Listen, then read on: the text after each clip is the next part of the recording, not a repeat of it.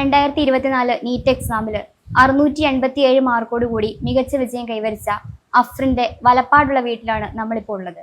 Afrin brilliant പാല സെന്ററിലെ student ആണ്. അഫ്രിന്റെ family നമ്മുടെ കൂടെ ഉണ്ട്. അപ്പം നമുക്ക് അഫ്രിന്റെ ഫാമിലിനെ ഒന്ന് പരിചയപ്പെടാം. അഫ്രിൻ ഫാമിലിനെ ഇൻട്രൊഡ്യൂസ് ചെയ്യാം.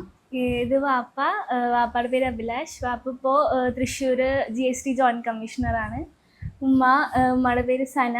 ഉമ്മ തളിക്കുളം കാലിക്കറ്റ് യൂണിവേഴ്സിറ്റി ലെക്ചററാണ്. ഇത് അനിയൻ പേര് അസ്മിൽ. അവനിപ്പോൾ +1 പഠിക്കുക. ഇത് വെല്ലുമ്മയുടെ പേര് റിക്കാർഡി.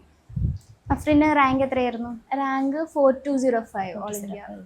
ഇപ്പോൾ നീറ്റ് സ്കോർ റിസൾട്ട് വന്നു കഴിഞ്ഞപ്പോഴത്തേക്കും മോൾക്ക് എന്താ തോന്നിയത്? മോളെ എക്സ്പെക്ട് ചെയ്തൊരു സ്കോർ തന്നെയാണോ ലഭിച്ചത്? ഞാൻ ഇത്രയ്ക്ക് എക്സ്പെക്ട് ചെയ്തില്ല. ഒരു 650 അബവ് ഒക്കെ ആയിരുന്നു വേണമെന്ന് വിചാരിച്ചിരുന്നത്. അപ്പോൾ 687 ഒക്കെ കിട്ടിയപ്പോൾ ഭയങ്കര സർപ്രൈസ് ആയിരുന്നു. ഓക്കെ. മോളുടെ ഒരു സ്കൂൾ പഠനമൊക്കെ എവിടെയായിരുന്നു? ഞാനിവിടെ തൃപ്രയാർ ലെമർ പബ്ലിക് സ്കൂളിലാണ് പഠിച്ചത്. മോളുടെ ഫേവറേറ്റ് സബ്ജക്റ്റ് ഏതാണ്? Subject biology. എന്തുകൊണ്ടാണ് ബയോളജി ഇഷ്ടപ്പെടാനുള്ള കാരണം? ബയോളജി ആകുമ്പോൾ കൺസെപ്റ്റ് പഠിച്ചിട്ട് ഓർത്ത് വെക്കാമല്ലോ. ബാക്കിയൊക്കെ കുറച്ച് പ്രോബ്ലംസ് ഇതൊക്കെ ഉള്ളതുകൊണ്ട് ഉള്ളൊരു ബുദ്ധിമുട്ടുണ്ടായിരുന്നു. കെമിസ്ട്രി ഫിസിക്സ് ഒക്കെ. ബയോളജി ആകുമ്പോൾ അങ്ങനത്തെ ഒരു ഇതൊന്നും ഇല്ലാത്തതുകൊണ്ട് ഭയങ്കര ഇഷ്ടമായിരുന്നു. നമ്മളുടെ ഒരു പ്രിപ്പറേഷൻസ് ഒക്കെ എങ്ങനെയായിരുന്നു? സ്റ്റഡി പ്ലാൻ, ടൈം ടേബിൾ ഒക്കെ ടൈം ക്ലാസ്സസ് ഒക്കെ നടന്നിരുന്നപ്പോൾ എല്ലാ ദിവസവും വന്നിട്ട് കുറച്ച് റെസ്റ്റ് എടുത്തിട്ട് പിന്നെ അന്നെടുത്തത് പഠിക്കുമായിരുന്നു. അപ്പോൾ ഏറ്റവും ഈസി ടോപ്പിക്കൊക്കെ ആദ്യം പഠിച്ചിട്ട് ടഫുള്ളത് നൈറ്റ് പഠിക്കുമായിരുന്നു. പിന്നെ വീക്ക്ലി എക്സാംസ് വരുമ്പോൾ ഫ്രൈഡേ നൈറ്റ് തൊട്ട് സൺഡേസാണ് പഠിക്കൽ. അങ്ങനെ പിന്നെ മോഡൽ എക്സാംസിൻ്റെ സമയത്തൊക്കെ ബയോളജി നൈറ്റ് പഠിച്ചിട്ട് കെമിസ്ട്രി ഫിസിക്സും രാവിലെ അങ്ങനെ പഠിക്കും. എന്തുകൊണ്ടാണ് മോളെ ഒരു MBBS തിരഞ്ഞെടുക്കാനുള്ള കാരണം എന്താ? എന്തെങ്കിലും ഫാമിലിയിൽ ഡോക്ടേഴ്സ് ഒക്കെ ഉണ്ടോ? ഫാമിലിയിൽ ഡോക്ടേഴ്സ് ഉണ്ട്, പക്ഷേ ഇങ്ങനെ മെറിറ്റിലാരുമില്ല. വല്യുപ്പാക്ക് ഭയങ്കര ആഗ്രഹമായിരുന്നു MBBS വേണമെന്ന്. അപ്പോൾ അങ്ങനെ ഒരു ഇൻസ്പിറേഷൻ ഉണ്ടായിരുന്നു. പിന്നെ ചെറുപ്പം തൊട്ടേ വെറുതെ ഡോക്ടർ എന്ന് പറഞ്ഞു നടക്കിയിരുന്നു. വലുതായപ്പോൾ കുറച്ച് സീരിയസ് ആയി. അങ്ങനെ മോഡൽ എക്സാം ഒക്കെ അറ്റൻഡ് ചെയ്തിരുന്നല്ലോ. മോഡൽ എക്സാമിന്റെ ഒക്കെ സ്കോർ ഈ നീറ്റിന്റെ സ്കോറിന്റെ ഒരു ലെവലിലേക്ക് എത്തിയിരുന്നോ? ഫുൾ മോഡൽ നടത്തിയപ്പോൾ ആദ്യം ഇത്ര മാർക്കൊന്നും ഉണ്ടായിരുന്നില്ല. 620 ഒക്കെ വന്നിരുന്നുള്ളൂ ഫസ്റ്റ് ഒക്കെ. പിന്നെ എഴുതി 650 അബവ് ഇടയ്ക്കിടയ്ക്ക് വരുമായിരുന്നു. നീറ്റിൻ്റെ ലാസ്റ്റ് വീക്കിൽ 680 അബവ് ഒക്കെ കിട്ടലുണ്ടായിരുന്നു. എങ്ങനെയായിരുന്നു ഫാമിലിയുടെ ഒരു സപ്പോർട്ടൊക്കെ? ഫാമിലിയുടെ സപ്പോർട്ട് നല്ല സപ്പോർട്ടായിരുന്നു. ഇപ്പോൾ മാർക്ക് കുറഞ്ഞാലും കൂടിയാലും അങ്ങനെ വിഷമിപ്പിക്കുക അങ്ങനെയൊന്നും ഉണ്ടായിരുന്നില്ല. എപ്പോഴും കിട്ടും തന്നെ പറഞ്ഞിരുന്നേ. എപ്പോഴും നല്ല സപ്പോർട്ടിൽ തന്നെയായിരുന്നു ഉമ്മയും വാപ്പയൊക്കെ. നമ്മൾ ഹോസ്റ്റലിലായിരുന്നല്ലേ? ഹോസ്റ്റൽ ലൈഫിനെ കുറിച്ച് എന്താ നമ്മൾക്ക് പറയാനുള്ള ഒരു എക്സ്പീരിയൻസ് ഒന്ന് ഷെയർ ചെയ്യാമോ? ഹോസ്റ്റലിൽ ആദ്യം പോകുമ്പോൾ നല്ല പേടിയുണ്ടായിരുന്നു. അവിടുത്തെ ഫ്രണ്ട്സൊക്കെ എങ്ങനെ ഇരിക്കും, ഫുഡ്, പിന്നെ ടീച്ചേഴ്സ് സ്ട്രിക്റ്റ് ഒക്കെ എങ്ങനെ ഇരിക്കുന്നു, നല്ല ടെൻഷൻ ഉണ്ടായിരുന്നു എനിക്ക് ആദ്യം പോകുമ്പോൾ. പിന്നെ അവിടെ എത്തിക്കഴിഞ്ഞപ്പോൾ ഫ്രണ്ട് ഗ്രൂപ്പൊക്കെ നല്ല സപ്പോർട്ടീവ് ആയിരുന്നു. പിന്നെ ഫുഡൊക്കെ ഭയങ്കര നല്ലതായിരുന്നു. ടീച്ചേഴ്സ് ആയാലും ഭയങ്കര സപ്പോർട്ടായിരുന്നു. അതുകൊണ്ട് പിന്നെ വേറെ പ്രശ്നങ്ങളൊന്നും ഉണ്ടായിരുന്നില്ല. മോൾക്ക് ബ്രില്യൻറ്റിലെ ഒരു എക്സ്പീരിയൻസ് എങ്ങനെയായിരുന്നു?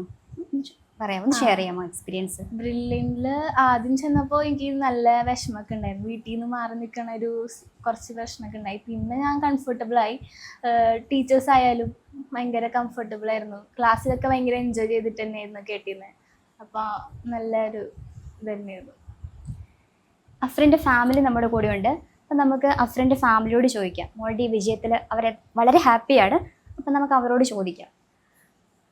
ഫാദർ ഒന്ന് പറയാമോ, എങ്ങനെയായിരുന്നു ഈ സ്കോർ കണ്ടു കഴിഞ്ഞപ്പോഴത്തേക്കും, റിസൾട്ട് വന്നു കഴിഞ്ഞപ്പോഴത്തേക്കും എന്തായിരുന്നു എന്ത് തോന്നി?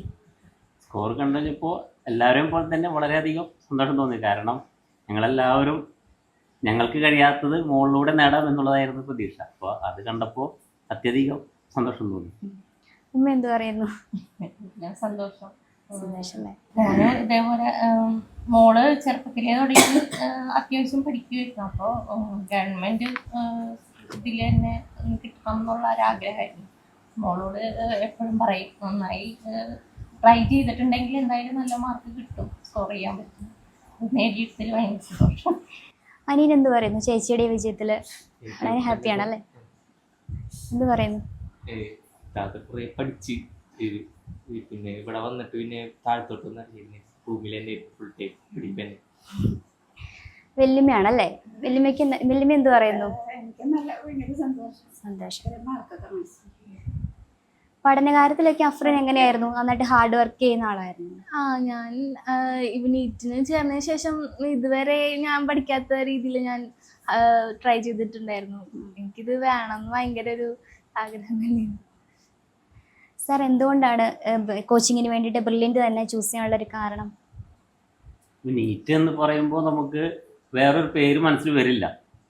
കാരണം ഓൾ ഇന്ത്യ തലത്തിൽ തന്നെ ബ്രില്യൻ്റ് ആണ് മുന്നിട്ട് നിൽക്കുന്നത്. അപ്പോൾ വേറൊരു ഓപ്ഷൻ നമ്മുടെ മുന്നിൽ ഉണ്ടായിരുന്നില്ല.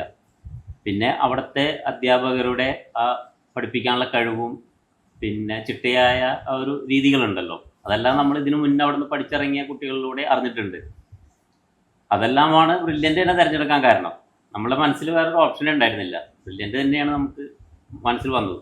പിന്നെ അതിൽ കൂടുതൽ ഇപ്പോൾ ഈ കോഴ്സ് കഴിഞ്ഞിട്ട് ഇപ്പോൾ ഈ കൊല്ലത്ത് നമുക്ക് എല്ലാവർക്കും അറിയാം, വളരെയധികം കുട്ടികൾ എക്സാം കഴിഞ്ഞിട്ടും സന്തോഷിക്കുന്ന സമയത്ത് പോലും ടെൻഷനുള്ള സമയത്ത് ഒരു മനസ്ഥിതിയിലായിരുന്നു എല്ലാ കുട്ടികളും.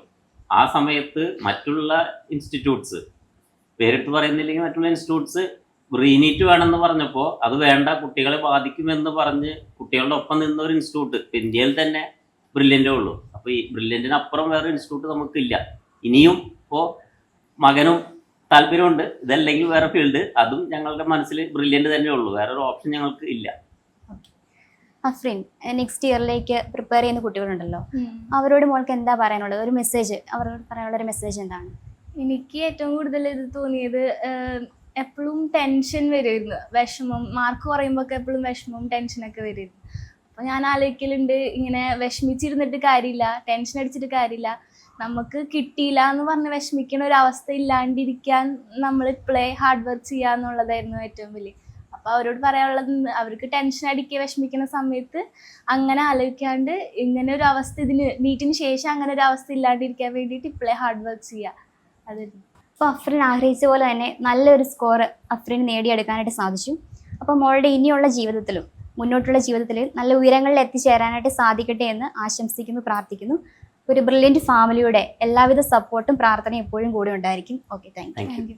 എൻട്രൻസ് സംബന്ധമായ വാർത്തകളും അപ്ഡേഷനുകളും ഏറ്റവും വേഗം ആധികാരികമായി അറിയാൻ ബ്രില്യൻറ്റ് സ്റ്റഡി സെന്റർ പാല യൂട്യൂബ് ചാനൽ സബ്സ്ക്രൈബ് ചെയ്യുക, ബെൽ ഐക്കൺ അമർത്തുക, ഈ വീഡിയോ മറ്റു സുഹൃത്തുക്കളിലേക്കും മാക്സിമം ഷെയർ ചെയ്യുക.